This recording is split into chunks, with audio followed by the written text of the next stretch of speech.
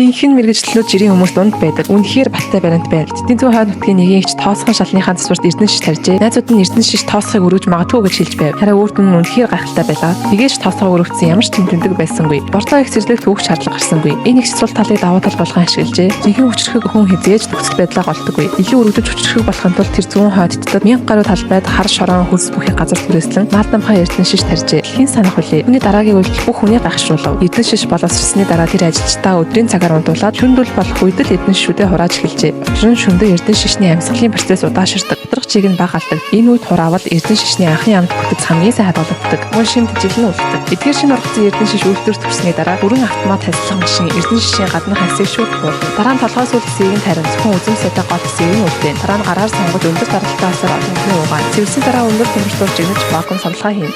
Зүүн хойд нутгийн хар шорон хурц ургасан шар наадамхаа Эрдэнэ шиш. Таны иддэг жирийн Эрдэнэ шишнээс тэс өв. Жирийн Эрдэнэ шишнээс зөвлөх амтад бүрт ажиллахад төслөх шиг санагд. Бас хэмжээнд том. Баяр ёслол тэгэхэд тусаад идсэн үед иймэрхүү чанартай бүтэн уурт тариа идэх. Өглөөний цай болон өдрийн хоолны оронд аль алин нь үнэхээр төвчмөстэй. Хүнслэн бишүүдэд хөнгөн цагаан дурлаг савлгааны төлөв ашигласнаар чанартай шууд савлгаатай хам байлаа. Ингэснээр Эрдэнэ шишний шимтжээд үнэрийг хадгалж чаддаг. Уутыг нэмэгц Эрдэнэ шишний үнэр ханхлан амандаа ихэд зөөлөн наалдамхаа амттай. Иймэрхүү савлгаатай бүтээгдэхүүн ажил сургалтаа шууд нэг авч явахад идэх үеэр хүртэл халуун байдаг. Гэр бүлээрээ өглөөний цайдаа идэж болно.